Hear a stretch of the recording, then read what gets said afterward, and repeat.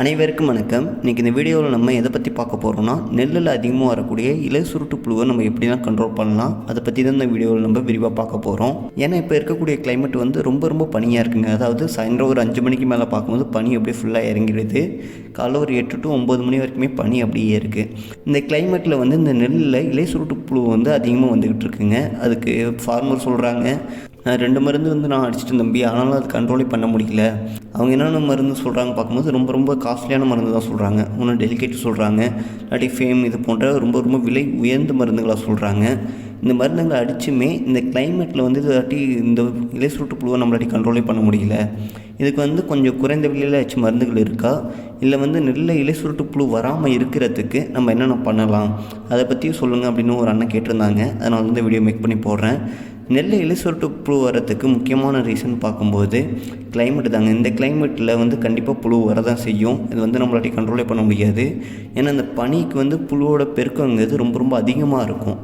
இந்த பனி வந்து கொஞ்சம் கம்மியாகிடுச்சினாலே புழுவோட தாக்குதல் வந்து கொஞ்சம் கம்மியாகும். ஆனால் இந்த பனி வந்து இப்போக்கி கண்ட்ரோல் ஆகுது. ஏன்னா மார்கழி மாதமே இப்போ தான் ஆரம்பிக்குது. அதுக்கு முன்னாடி இந்த பனி வந்து ரொம்ப அதிகமாக பெஞ்சிகிட்டு இருக்குது. அதே மாதிரி வந்து இப்போ லேசாக ஏதாச்சும் மழை எதுவும் வந்துச்சுன்னா கண்டிப்பாக புழுவோட எஃபெக்ட் வந்து ரொம்ப அதிகமாக இருக்கும். அதே மாதிரி இந்த இலை சுருட்டு புழு நம்ம வயலில் எங்கேயாச்சும் ஒரு மூலையில் எங்கேயாச்சும் ஒரு 2 to 3 பயிரில் நீங்கள் பார்த்தீங்கன்னாவே அப்பயே அந்த பயிரை பிடுங்கி, அதாவது அந்த இலையை பிடுங்கி நீங்கள் வெளில தூக்கி போட்டுருங்க. அதுக்கப்புறம் ஒரு 2 to 3 நாளுக்குள்ளே நீங்கள் மருந்தடிக்கிறது தாங்க நல்லது. ஏன்னா இந்த இலை சுருட்டு புழுவை நீங்கள் பார்த்துட்டு அப்படியே விட்டுட்டு வந்துட்டிங்கன்னா இதோட பரவல் எப்படி இருக்குன்னு பார்க்கும்போது ஒரு மூலையில் ஆரம்பிக்குங்க. அதாவது ஒரு மூலையில் ஆரம்பித்து மறுமூணு வரைக்கும் இது பரவிக்கிட்டே இருக்கும். அதாவது இந்த ஒரு வாரத்திலே அது பரவிடும், வயல் ஃபுல்லாக பரவிக்கிட்டே இருக்கும். இதோட பெருக்கங்கிறது ரொம்ப அதிகமாக இருக்குங்க. இது எப்படி இது ஃபஸ்ட்டு உருவாகுது அப்படின்னு பார்க்கும்போது இது வந்து நீங்கள் நல்லா பார்க்கலாம். அந்த இலையை சுருட்டு புழுன்னு பார்க்கும்போது நெல்லில் வந்து இலையை வந்து அப்படியே சுருட்டிகிட்டே இருக்கும். நம்ம வெளிலேருந்து பார்க்கும்போது அந்த இலை வந்து அப்படியே வெள்ளையாக தெரியும். நீங்கள் நெற்பயிர் பார்க்கும்போதே தெரியும். நெற்பயிர் வந்து சுற்றிலும் அப்படியே வெள்ளையாக இருக்குங்க. காரணம் என்ன பார்க்கும்போது அந்த இலையில் இருக்கக்கூடிய பச்சையத்தை வந்து அந்த புழு வந்து சுரண்டி அப்படி சாப்பிட்டுக்கிட்டே இருக்கும். அதாவது இந்த நம்ம வெளிலேருந்து பார்க்கும்போது புழு இருக்கிறதே தெரியாது. இலை வந்து அப்படியே சுற்றிக்கிட்டு இருக்க மாதிரி தான் இருக்கும். அந்த சுருண்டை இலையை வந்து நம்ம விரித்து பார்க்கும்போது அதுக்குள்ளே வந்து புழு இருக்கும். அந்த புழு தான் பச்சையத்தை வந்து சாப்பிட்டுக்கிட்டே இருக்கும். இதனால் என்ன பாதிப்பு ஆகுது அப்படின்னு பார்க்கும்போது நம்ம நெற்பயிரில் வந்து சரியான அளவுக்கு ஒளிச்சேர்க்கை பண்ண முடியாதுங்க. ஏன்னா எந்த ஒரு பயிராக இருந்தாலுமே ஒளிச்சேர்க்கை பண்ணால் தான், அதாவது நம்ம கொடுக்கக்கூடிய உரத்தை வந்து பயிர் வந்து டைரெக்டாக எடுத்துக்க முடியாது. அது என்ன ஆகும்னு பார்க்கும்போது அது வந்து ஒளிச்சேர்க்கை பண்ணி தான் அது வளர்ச்சிக்கு, அடுத்து பூ எடுத்தல், அது வந்து பால் ஏறுறதுக்கு எல்லாத்துக்குமே அந்த ஒளிச்சேர்க்கைங்கிறது ரொம்ப முக்கியம். அதுக்கு வந்து இந்த பச்சையங்கிறது ரொம்ப முக்கியங்க. அந்த பச்சையம் வந்து எந்த அளவுக்கு அந்த நெல்பயிரில் இருக்கோ அந்த அளவுக்கு தான் நெல்பயிரில் வந்து வரக்கூடிய பூக்களும் இருக்கும். பூக்கிற பூக்கள் வந்து காய்கள், அதாவது நல்லா பால் ஏறுறதுக்குமே இந்த பச்சைங்கிறது ரொம்ப முக்கியங்க. இது வந்து இந்த நெல்பயிரில் இந்த இலை சுட்டு புழு தாக்குதல்ங்கிறது முன்னாடி பார்க்கும்போது ஒரு 45 நாளைக்கு மேலே தான் வந்துகிட்டு இருந்துச்சு. ஆனால் இப்போ நம்ம சமீப காலமாக இந்த கிளைமேட்டுக்கு என்ன ஆகுதுன்னு பார்க்கும்போது 20 நாள்லேருந்து இந்த நெல்லில் இலை சுருட்டு புழு, அதுக்கப்புறம் குருத்து புழு, இது ரெண்டுமே வந்துக்கிட்டு இருக்குது. இந்த இலை சுருட்டு புழு அதிகமாக வரத்துக்கு விவசாயிகளும் பெரும்பான்மை காரணமாக தாங்க இருக்காங்க. அதை வந்து நம்மளாட்டி மறுக்கவும் முடியாது. ஏன்னா நானும் ஒரு 4-5 வீடியோக்கு மேலே நானும் போட்டுட்டேன். அதாவது யூரியா வந்து கம்மியாக பயன்படுத்துங்க, அதிகமாக பயன்படுத்தாதீங்க அப்படின்ட்டு. ஆனால் ஃபார்மர் வந்து சுத்தமாக கேட்குறதே கிடையாதுங்க. ஒரு ஏக்கருக்கு வந்து 2 மூட்டை 3 மூட்டை கொண்டு போய்ட்டு யூரியா கொட்டிக்கிட்டே இருக்காங்க. ஏன்னா அதோட விலை வந்து கம்மி தாங்க. அது நல்ல உரம் தான், நான் இல்லைன்னு சொல்லலை. நீங்கள் 2 மூட்டை 3 மூட்டை நீங்கள் கொண்டு போய்ட்டு கொட்டும்போது என்ன ஆகும் பார்க்கும்போது நெல் வந்து சீக்கிரமாக வளர ஆரம்பிக்கும். அதாவது நெல் வந்து சீக்கிரம் பச்சை கட்டி சீக்கிரமாக வளரும். அப்படி வளரும்போது உங்களுக்கு பூச்சி மற்றும் நோய் தாக்குதல் வந்து ரொம்ப அதிகமாக இருக்கும். அதாவது நமக்கு வந்து வளர்ச்சிங்கிறது ஒரு போதுமான அளவு, அதாவது அந்த நெல் பயிர் எந்த அளவுக்கு வளரணுமோ அந்த அளவுக்கு வளர்ந்தால் மட்டும் போதுங்க.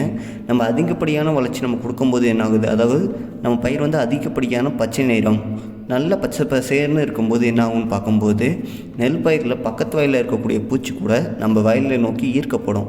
இந்த வயலில் தான் நல்ல பச்சை பசேன்னு இருக்குது, இங்கே தான் சத்துக்களும் ரொம்ப அதிகமாக இருக்குது அப்படின்னா அந்த வயலில் இருக்கக்கூடிய பூச்சிகளும் நம்ம வயலில் நோக்கி, அதாவது பூச்சிகளுக்கு வந்து நம்ம வயலுக்கு வாங்கன்னு நம்மளே கூப்பிடுற மாதிரிங்க.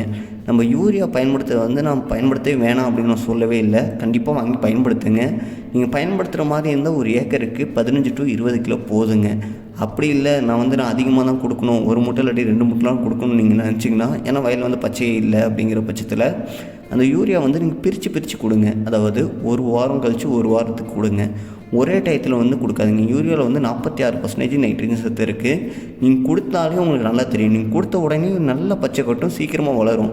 ஆனால் அடுத்த ஒரு 4 to 5 நாளில் பார்க்கலாம், கண்டிப்பாக பூச்சி மற்றும் நோய் தாக்குதல் ரொம்ப அதிகமாக வரும். இது வந்து நீங்கள் பிரித்து கொடுக்கும்போது நாங்கள் பார்க்கும்போது பயிர் வந்து கொஞ்சம் கொஞ்சமாக வளர்ந்துகிட்டு இருக்கோம். ஆனால் பாதிப்புங்கிறது பெருசாக வராது. நீங்கள் தலை சத்து கொடுத்தாலும் யூரியா கொடுத்தாலுமே பிரித்து கொடுங்க, ஒரே டயத்தில் கொடுக்காதீங்க. அப்படி ஒரே டயத்தில் கொடுத்தீங்கன்னா திரும்பி நீங்கள் தான் மருந்து வாங்கி நீங்கள் தான் அடிக்கிற மாதிரி இருக்கும். நம்ம மருந்து அடித்ததுக்கப்புறம் நம்ம யூரியா பயன்படுத்துகிற மாதிரி இருந்தாலுமே ஒரு ஏக்கருக்கு 15 கிலோ போதும், அதுக்கு மேலே பயன்படுத்தாதீங்க. நீங்கள் சிங்கிள் சூப்பர் பாஸ்பேட் வாங்கி பயன்படுத்துங்க அப்படின்னு சொல்லியிருக்காங்க. அதாவது டிஏபி ஃபேட்டமாக்ஸுக்கு பதிலாக சிங்கிள் சூப்பர் பாஸ்பேட் வாங்கி பயன்படுத்துங்க அப்படின்னு சொல்லியிருந்தோம். அந்த சிங்கிள் சூப்பர் பாஸ்பேட்டில் தான் குறைந்த விலையில் அதிகப்படியான சத்துக்கள் இருக்குது அப்படின்னு சொல்லியிருந்தோம். அது கூட நீங்கள் அதிகமாக பயன்படுத்தினீங்கன்னா உங்களுக்கு பிரச்சனை கிடையாதுங்க. ஏன்னா அது வந்து தூர் தான் அதிகமாக அடிக்க வைக்கும், தண்டு ஊக்கமாக வரும். அது இல்லாமல் வேறு எந்த வளர்ச்சியுமே அது கொடுக்காது. அதனால தான் நீங்கள் அந்த மற்ற உரங்கள் நீங்கள் பயன்படுத்துகிறதுக்கும் யூரியா பயன்படுத்துகிறதுக்கும் கொஞ்சம் வந்து நீங்கள் தெளிவாக இருங்க.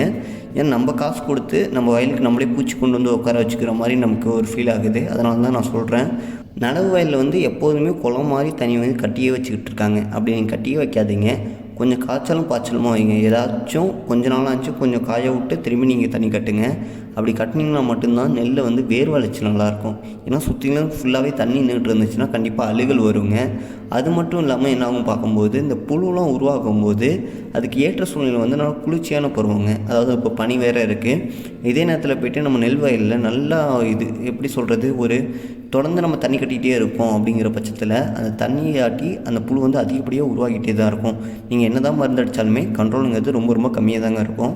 ஆனால் நெல் பயிரை பொறுத்தளவுக்கு கொஞ்சம் காய்ச்சல் பாய்ச்சல் ரொம்ப காய விடாமல் கொஞ்சம் பதமான ஈரம் இருந்தாலே போதுங்க. அதுவே போதுமான அளவுக்கு நெல் பயிருக்கு தேவையான அளவு தண்ணி இருந்தாலே போதும். இன்னும் 2-3 விவசாயிகள் வந்து மெசேஜ் பண்ணி கேட்டுக்கிட்டு இருந்தாங்க.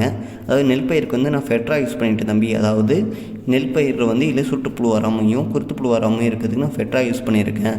அது இந்த மருந்து நான் யூஸ் பண்ணதுக்கு அப்புறமுமே நெல் பயிரில் வந்து இது வருது, அதாவது புழு கண்டிப்பாக வந்துக்கிட்டு இருக்குது. இதுக்கு வந்து நம்ம எந்த ஒரு மருந்து அடித்தாலுமே கண்ட்ரோலே இல்லை அப்படிங்கிறாங்க. அதுக்கு என்ன ரீசன் பார்க்கும்போது இந்த ஃபெக்ட்ராவில் உள்ளது வந்து வேறு எதுவும் இல்லைங்க, கோரஜன். நீங்கள் எப்போதும் வாங்கி பயன்படுத்துவீங்க. அந்த கோரஜனில் உள்ள அதே கெமிக்கலில் தான் இந்த ஃபெக்ட்ராவில் வந்துக்கிட்டு இருக்குது. இதை பற்றி நம்ம ஆரம்பத்துலேயே நம்ம கொடுக்கும்போது நாங்கள் பார்க்கும்போது ஆரம்பத்தில் சின்னதாக இருக்கக்கூடிய புழுக்கள் வந்து கண்டிப்பாக இறந்துடும். அதில் உங்களுக்கு எந்த ஒரு பயமே தேவையில்லை, கண்டிப்பாக அந்த புழுக்கள் வந்து இறந்துடும். ஆனால் அதுலேருந்து என்ன ஆகுதுன்னு பார்க்கும்போது அந்த புழு வந்து வீரியம் அடையவும் ஆரம்பிக்கும். நம்ம ஒரே மருந்தை ஃபஸ்ட்டு நம்ம ஆரம்பத்தில் கொடுத்துட்டு அதுக்கப்புறம் போய்ட்டு நெல் பயிரில் வந்து இலை சுட்டு புழு மேலே வந்திருக்கு, அந்த மருந்து போட்டதுக்கப்புறமும் வந்திருக்கு அப்படிங்கிற பட்சத்தில் நம்ம திரும்பியும் நம்ம என்ன மருந்து நம்ம அடிக்க சொல்லியிருக்கோம் நெல் பயிருக்கு, கோரஜன், அது கூட ப்ரொபனோபாஸ் ஃபைபர் நீங்கள் அடிங்க. அப்படி அடிச்சிங்கன்னா நல்ல கண்ட்ரோல் கிடைக்கும் அப்படின்னு நம்ம சொல்லியிருக்கோம். ஏன்னா இந்த மருந்தோட விலை வந்து ரொம்ப கம்மியாக இருக்குது, நீங்கள் பயன்படுத்தினா உங்களுக்கு நல்ல ரிசல்ட் கொடுக்கும். அந்த ஒரு ரீசனாட்டி நம்ம சொல்லியிருக்கோம். நம்ம வந்து ஃபெட்ரா வந்து நம்ம ஃபஸ்ட்டு யூஸ் பண்ணுறதுனால அந்த மருந்தில் இருக்கக்கூடிய கெமிக்கலும் கோரஜனில் இருக்கக்கூடிய கெமிக்கலும் ஒரே கெமிக்கல். அதனால் என்ன ஆகுதுன்னு பார்க்கும்போது நம்ம இந்த மருந்து நம்ம அடிச்சுமே கோரஜன் அடிச்சுமே அந்த கண்ட்ரோலுங்கிறது சுத்தமாக இல்லைங்க. அதாவது விவசாயிகள் இதுதான் நம்மள்கிட்ட வந்து கம்ப்ளைண்ட் பண்ணிக்கிட்டே இருக்காங்க, நம்ம கோரஜனை அடிச்சுமே தம்பி நம்ம வந்து கண்ட்ரோலே இல்லை. அதாவது கோரஜனை வந்து நம்ம சொல்கிற அளவுன்னு பார்க்கும்போது ஒரு ஏக்கருக்கு 35 to 40 ml போதுங்க, அதிகபட்சம் 40 ml பயன்படுத்துங்க அப்படின்னு நம்ம சொல்லியிருக்கோம். ஆனால் விவசாயிகள் எந்த அளவுக்கு பயன்படுத்துகிறாங்கன்னு பார்க்கும்போது 60 ml 80 ml கூட பயன்படுத்துகிறாங்க. அப்படி பயன்படுத்திட்டு அவங்களுக்கு அப்போவுமே ரிசல்ட் இல்லை அப்படின்னு சொல்லிகிட்டு இருக்காங்க. அதான் நீங்கள் ஃபெட்ரா வந்து ஆரம்ப காலத்தில் பயன்படுத்துறது வந்து கொஞ்சம் தவிர்க்கிறது என்னை பொறுத்தளவுக்கு நல்லதுங்க. ஏன்னா அதை தவிர்த்துட்டு நீங்கள் வந்து மேலேயே நீங்கள் மருந்து அடிச்சிக்கலாம். ஏன்னா ஆரம்ப காலத்தில் நீங்கள் பயன்படுத்துகிற மாதிரி இருந்துச்சுன்னா பிப்ரோனில் வாங்கி பயன்படுத்துங்க. பிப்ரோனில் வந்து ஒரு ஏக்கருக்கு வந்து 5 கிலோ அந்த அளவில் கூட வாங்கி பயன்படுத்துங்க. ஏன்னா பிப்ரோனில் பயன்படுத்தும் போதும் உங்களுக்கு அனைத்து விதமான பூச்சிகளையும் கண்ட்ரோல் பண்ணி கொடுக்கும்.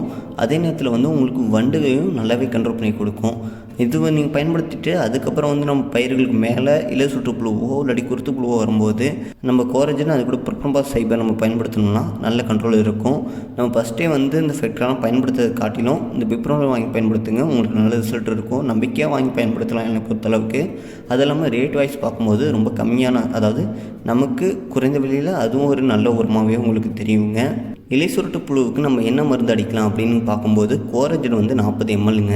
அது கூட வந்து ப்ரொபனோபாஸ் ஃபைபர் மெத்திலின் வந்து ஒரு ஏக்கருக்கு 250 mlங்க.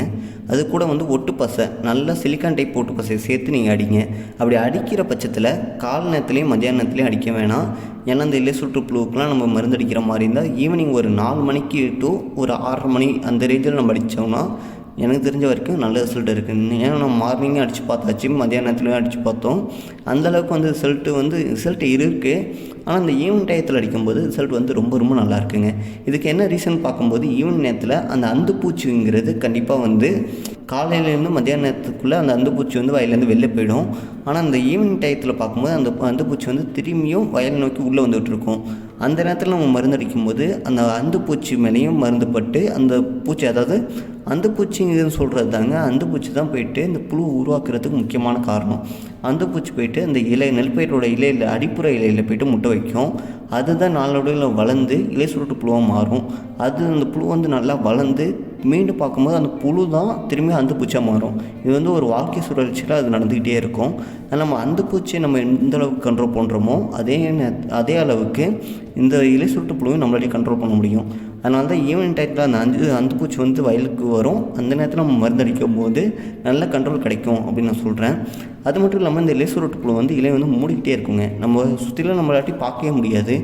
அது எப்போ வெளில வரும் பார்க்கும்போது, ஏன்னா காலை டு ஈவினிங் வரைக்கும் வெயில் ரொம்ப அதிகமாக இருக்கும். இந்த வெயில் நேரத்தில் அந்த இலைக்குள்ளேயே தான் அந்த புழு வந்து இருக்கும். நீங்கள் ஈவினிங் டைம் பார்க்கும்போது அந்த புழு கொஞ்சம் கொஞ்சமாக வெளில வருங்க. அந்த நேரத்தில் நம்ம ஈவினிங் டைம் மருந்தடிக்கும் போது இந்த புழுவோட மேலேயே போய்ட்டு மருந்து படும். இதனால் வந்து மருந்து வந்து அந்த புழு மேலே படுறதுனால சீக்கிரமாக அந்த புழு வந்து இறந்துடும். அதனால தாங்க நம்ம வந்து ஈவினிங் டைத்தில் மருந்து அடிக்கலாம். காலையிலேருந்து மத்தியான நேரத்துக்கு இந்த மருந்து நம்ம பயன்படுத்த வேணாம் அப்படின்னு சொல்கிறது. இந்த வீடியோவில் உங்களுக்கு இலை சுருட்டு புழுனா என்ன, அது எப்படி உருவாகுது, அதை நம்ம எப்படி கண்ட்ரோல் பண்ணலாம், அதெல்லாம் பற்றி உங்களுக்கு நான் தெளிவாக விளக்கியிருப்பேன் நம்புகிறேன். இந்த வீடியோ உங்களுக்கு தெரிஞ்சவங்களுக்கு யாருக்காவது யூஸ்ஃபுல்லாக இருக்குன்னா அவங்களுக்கு இந்த வீடியோ வந்து ஷேர் பண்ணி விட்ருங்க. இந்த வீடியோ பிடிச்சிருந்துச்சுன்னா லைக் பண்ணுங்கள், ஷேர் பண்ணுங்கள், கமெண்ட் பாக்ஸில் கமெண்ட் பண்ணுங்கள். இது போன்ற யூஸ்ஃபுல்லான வீடியோ பார்க்க நம்ம எல்கேஜி விவசாய யூடியூப் சேனல் ஃபாலோ பண்ணிக்கோங்க. நன்றி, வணக்கம்.